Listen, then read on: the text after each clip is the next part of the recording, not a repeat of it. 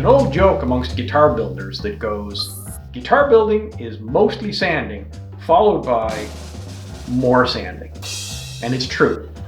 There's no way that I can make sanding more fun, but I do have 3 tips that'll make your sanding time a whole lot easier. We all know that sandpaper gets worn out after a while and it's time to toss it in the garbage. But sometimes, if you're sanding a surface that isn't flat, like maybe the back of the neck, because you're flexing the paper a lot, the paper part of the sandpaper will wear out before the grit's used up, and you'll end up tearing the paper in half when it's still perfectly good. But here's a quick fix. Grab some duct tape and apply it to the back of your new piece of sandpaper before you use it. If you need more than one piece, make sure you don't overlap them. Wherever they overlap, that'll sand harder than the surrounding areas and you'll start to dig a trough. You don't want that to happen. Now all you have to worry about is the paper getting clogged up. It'll never rip with the tape on the back. And since you put tape on the back, you can't read the grit anymore, so be sure to make a note of the grit with a Sharpie. We all know that sandpaper essentially wears away the surface of the wood, creating sawdust and leaving a nice smooth surface. What's not so obvious is that sanding creates a lot of heat from friction. That heat makes the oils and any sap or pitch in the wood get sticky. That sticky goop mixes with sawdust and clogs up the nice grit on your sandpaper and stops it from being able to do its job.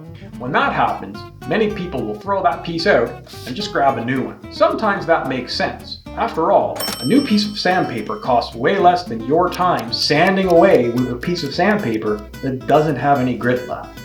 Even worse, clogged sandpaper could be dragging around chunks of sap and sawdust that's actually adding scratches to the wood. Sometimes, especially with sanding belts on a belt sander that can be a little bit expensive, it's worth trying to extend the life by cleaning the gunk out of the belt using a crepe block.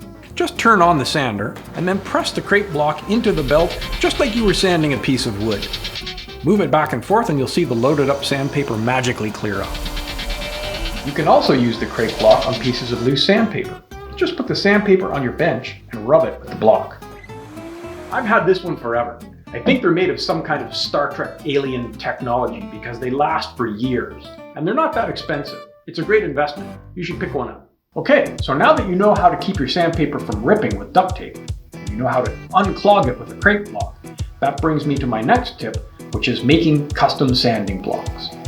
When I used to try to hold a piece of loose sandpaper on a block, my hand would get really fatigued from trying to hold it tight to keep this from drooping. And when this droops, it catches and it sometimes rips. And I hate it when that happens. What I like to do instead is use spray glue to attach pieces of sandpaper to different shaped blocks.